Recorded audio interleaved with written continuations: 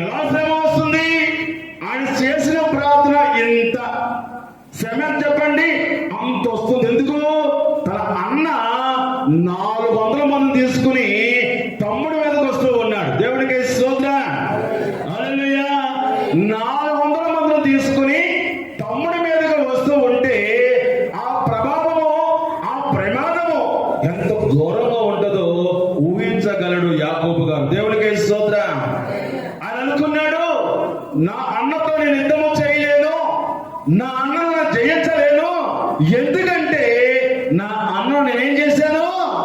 మోసం చేశాను. కాబట్టి నేనేం చేయలేనని, నేను జయించలేను. నన్ను ఆశ్రదించిన దేవుడు, నన్ను దీవించిన దేవుడు ఆయన పాదాల వద్దకు వెళితే నాకు పరిష్కారము దొరుకుతుంది అనుకున్నాడు. దేవుడికి స్తోత్రం.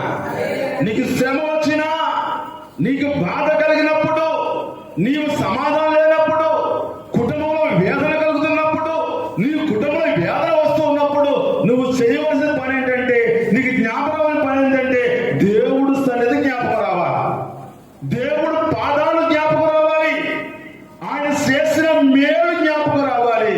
అప్పుడే కదా మనం పరుగు పరిగెడదు చెప్పండి, దేవుడి మందిరానికి పరిగెడతాం. నువ్వు ఎప్పుడైతే ఇది జ్ఞాపకం రావడం లేదో, ఆయన వాక్యం నీలో, ఆ మాటలు నీలో నిలిచిలేవు.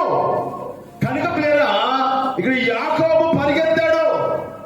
ఆయన పాదాలు పట్టుకుని ఇదిగో రాబోయే ఉగ్రతను కనుక్కున్నాడు.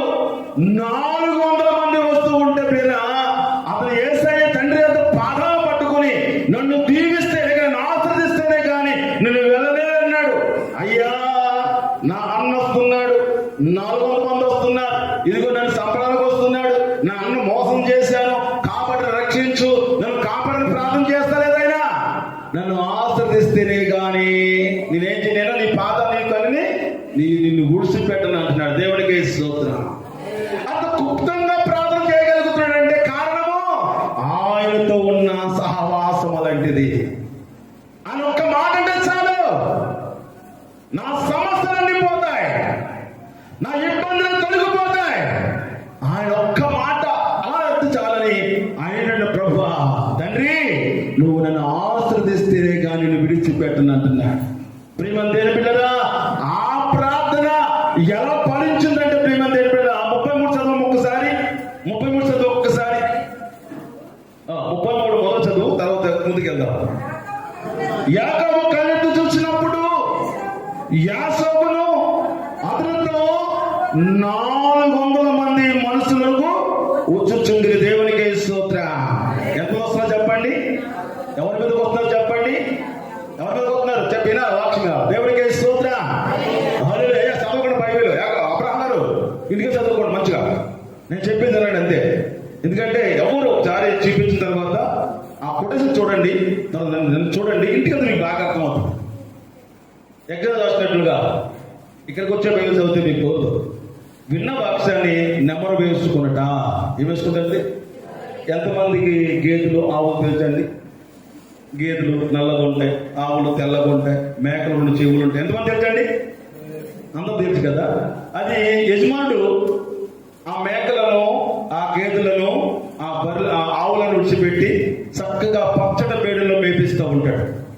అదేం చేస్తాయంటే ఇటు అటు చూడవండి, తన ఆహారం పచ్చగా కనిపించినప్పుడు గబగబా గబగబా గబగబా తినేస్తాయి. ఇప్పుడు నేను వేపడానికి తెలుసు.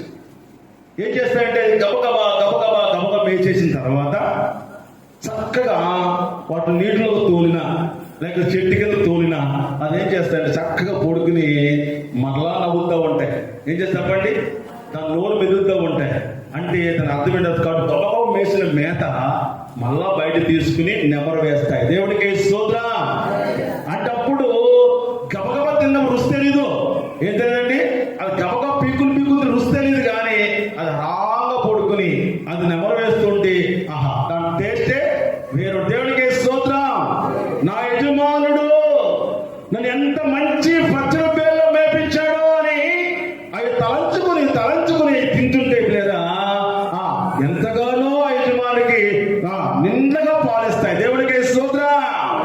మీరు వాక్యం వింటున్నప్పుడు నేను చెప్పినప్పుడు ఏనండి, ఇంటికి ఏం చేయాలా, చదవాలి. ఆ చదవడం వల్ల ఏమవుతుంది, ఆ బర్రెలను చూశారు గేదెలు ఎలాగైతే నిండగా పాలిస్తాయో కదండి, నిండగా పాలు యజమానులు సంతోష పెడతాయో, ఎన్నో వాక్యాలు ఇంటికి నెమరు వేసుకుంటే దేవుడికి ఇచ్చే కానుకలు నిండగా ఇస్తారు. దేవుడికి స్తోత్రం. ఇక్కడ వినాలి, ఇంటికి నెమరు వేసుకోవాలి, కృతజ్ఞతగా దేవుడి కానుకలను సమర్పించాలి. దేవుడికి స్తోత్రం.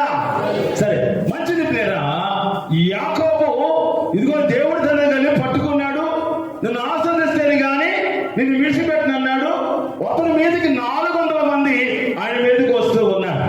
పిల్లరా, నన్ను ఆశీర్వదిస్తేనే కానీ నేను విడిచిపెట్టనన్నాడు కదా, దేవుడు ఆశీర్వదించాడు. ప్రియమంతుడా, ఈ ఆశీర్వాదం ఎలా ఫలించింది అంటే ప్రియమంతుడు పిల్లరా, మరొక వచనం చూద్దాము. అదే ఆది కాండము పిల్లరా, అదే ఆది కాండము 33వ అధ్యాయము ఒక్కసారి 3 నుండి 4 వరకు చదవండి. వారు తన ముందు వెళ్ళచ్చు, తన సహోదరుడు సమీపించే వరకు 7 మార్లు ఏం చేశాడు యాకోబు గారు? ముందు తండ్రి వద్దకి ఏం చేశాడు చెప్పండి. ఈ ప్రమాదాన్ని గ్రహించి తండ్రిని పట్టుకుని నన్ను ఆస్వాదించే వరకు నేనేం చేయను, విడిచిపెట్టినాడు కదా. తర్వాత ఆస్వాదించాడు, ముందు కొనసాగుతూ ఉన్నాడు. రావాల్సిన వారు అన్న ఆ 400 మంది వస్తూ ఉన్నారు.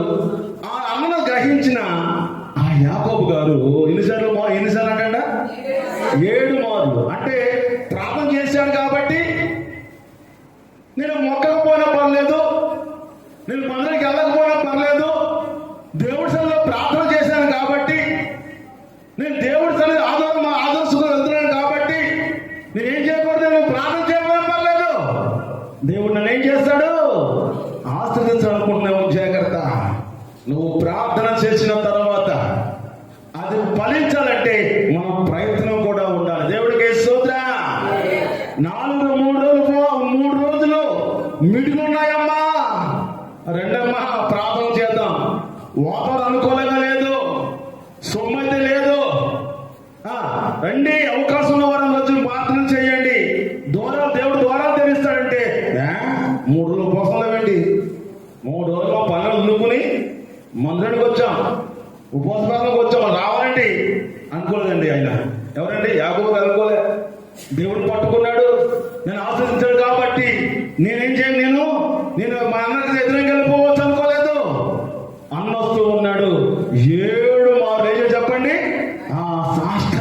సాష్టాంగ పడి అన్న దొరికి వెళ్ళేదాకా ఉంటే దేవుడు చేసిన కార్యం ఏమిటో చూద్దాం. కింద వచ్చి చదవండి.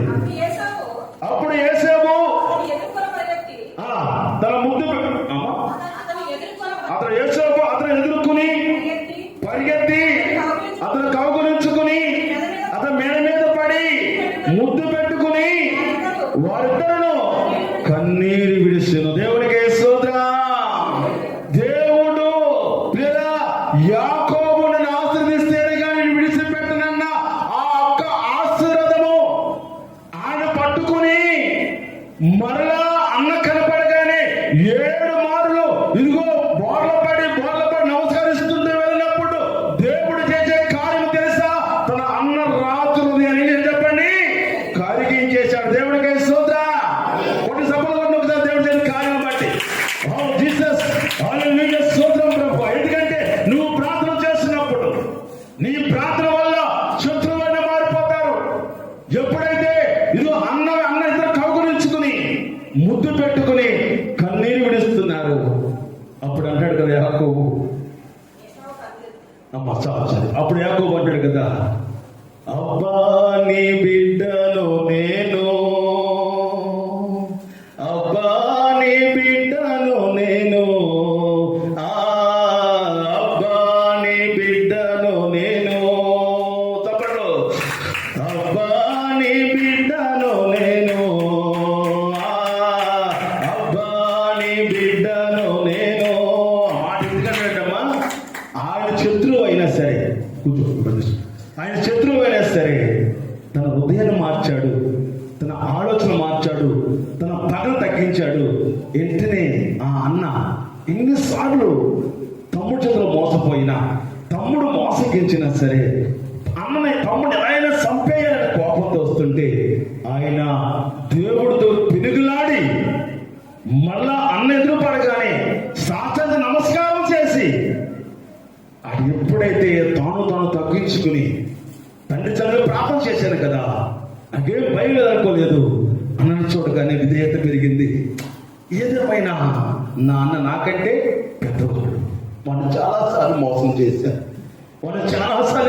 చేశాను, అయినా సరే దేవా అవన్నీ మరుగు చేసి నా అన్న మనసు నువ్వే చేయి కరిగించనగానే ఎప్పుడైతే కౌగులించుకున్నాడో, కన్నీరు విడుస్తున్నాడో, అప్పుడు పలుకుతున్న మాట, ఎప్పుడైతే శ్రమ వచ్చిందో, ఎప్పుడైతే బాధ కలిగినప్పుడు నీకు రిలాక్స్ అయిపోతూ ఉంటుందో, అయ్యో నాకు నెరవేరదు, అది కాదు, అది నా వల్ల కాదు, ఇది నా జీవితంలో ఇది ఎన్నో నెరవేరదు అన్న సమయంలో అది నెరవేరులోకి వచ్చింది అనుకోండి, అప్పుడు నీ తండ్రితో అంటావు, అబ్బా నీ బిడ్డను నేను,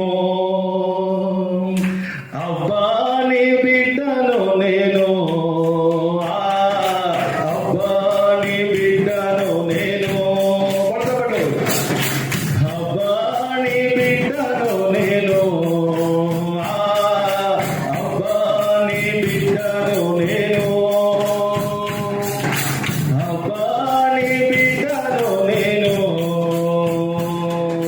నీది రక్తము వెలయించి కొనబడిన బిడ్డను నేను, నీది రక్తముతో వెలయించి కొనబడిన బిడ్డను నేను, నీ దివ్యాత్మను చిన్న హృదయములో మోసుకొని జీవించు బిడ్డను నేను. ఎంతో భాగ్యమో, నాకెంతో సంతోషమో, అబ్బా నీ బిడ్డను, ఎంతో భాగ్యమో, నాకెంతో సంతోషమో, అబ్బా నీ బిడ్డను, అబ్బా నీ బిడ్డను, అబ్బా నీ బిడ్డను నేను, అబ్బా నీ బిడ్డను నేను, అబ్బా నీ బిడ్డను నేను, అబ్బా నీ బిడ్డను నేను. దేవునికి స్తోత్రం. హల్లెలూయా. తన అన్న భుజాల మీద పడి వారిద్దరూ కౌగులించుకుని ప్లేరా, వాళ్ళు ఏడుస్తూ కన్నీరు కారుస్తూ ఉన్నారు ప్లేరా. నువ్వు దేవుడు సన్నిధి, దేవుడి మీద ఆధారపడతావో, నువ్వు ఊహించలేని, నీ కంటికి కనబడని, చెవులకు వినబడని విధముగా దేవుడు కొన్ని కార్యాలను నెరవేరుస్తూ ఉంటాడు. ఆ సాక్ష్యము ఆయన నమ్ముకున్న బిడ్డలకు మాత్రమే చెల్లుతుంది. దేవునికి స్తోత్రం. ఎందుకంటే లోకమే రకరకాలుగా ఉంది. ప్రియమైన దేవుని బిడ్డలా, ఈ లోకము ఎక్కడ చూసినా, ఏ ప్రాంతంలో చూసినా ఉదయకాలం లెక్కనే విగ్రహ ఆరాధన సంబంధించిన మాటలు వినపడుతున్నాయి. ఆ మైక్సర్ యంత్రాల ద్వారా రకరకమైన పాటలు వినిపిస్తున్నాయి. ఈ విగ్రహ ఆరాధన మధ్యన నువ్వు నేను జీవిస్తూ ఉన్నా. బహు జాగ్రత్త కలిగి ఉన్నా. ఎందుకంటే చెప్పాను కదా, ఇదిగో మురుకులో నుంచి పుట్టిన తామరాకు, ఎప్పుడైనా తామరాకు ఆ మురుకు నుంచి ఆ నీటి మీద తేలాడుతూ ఉందో,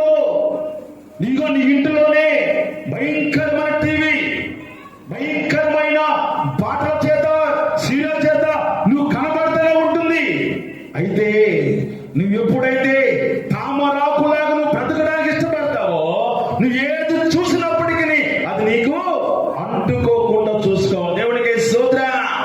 ఎందుకంటే ఆ బ్రతకాలి క్రైస్తవుడు. ఎందుకంటే నువ్వు ఒకవేళ పొరపాటున బయటకు వెళ్తున్నావు అంటే వినడానికి మాటలు వింటా ఉంటా, చూడడానికి దృశ్యాలు చూస్తూ ఉంటా, రకరకాల మనుషులు కనపడతా ఉంటారు. అయితే నీ హృదయం ఎలా ఉండాలి చెప్పండి? తామ్రాకుల వలె ఉండాలి. దేవునికి స్తోత్రం. ఆ నీటి మీద ఆ తామరాకులు నీటి వేసిన ఎలాగైతే అది ఉంచుకోదు. నువ్వు ఎంతమంది పాపంలో ప్రయాణిస్తూ ఉన్నా పాపం మధ్యన నీ కూడా ఏమంటుకోకూడదు, ఆ నీరు అంటుకోకూడదు. దేవునికి స్తోత్రం. హల్లెలూయా, హల్లెలూయా. నా ప్రియమైన దేవుని బిడ్డలాట, దేవుడి సన్నిధిలో నువ్వు ఎలా జీవిస్తున్నావో ఒక్కసారి ఆలోచన చేస్తూ ఉండాలి. ఎందుకంటే ప్రియరా, అనేకంగా ప్రభు వారు మరొక మాట మీకు చెప్తూ ఉన్నాడు. ఏమిటి అంటే ప్రియరా, తన బిడ్డలైన వారు ఇలాగో ఆయనతో ఉండి ఆయన సన్నిధిలో బలపడుతూ ఆయన క్రమానుసారంగా నడుస్తూ ఆయనకి ఏది ఇష్టం ఉందో ఆ ఇష్టమైన ప్రకారం నడుస్తూ ఉన్న బిడ్డలతో దేవుడు మాట్లాడుతూ ఉన్నాడు. ఏంటి ప్రియమైన దేవుని బిడ్డరా, ఇదిగో ఆయన ఎంతో ఆ బాధలు తట్టుకుంటాడా లేదా? మన బ్రతుకుల్లో కూడా యేసయ్య నమ్మిన తర్వాత బాప్తిసం తీసుకున్న తర్వాత మనము కూడా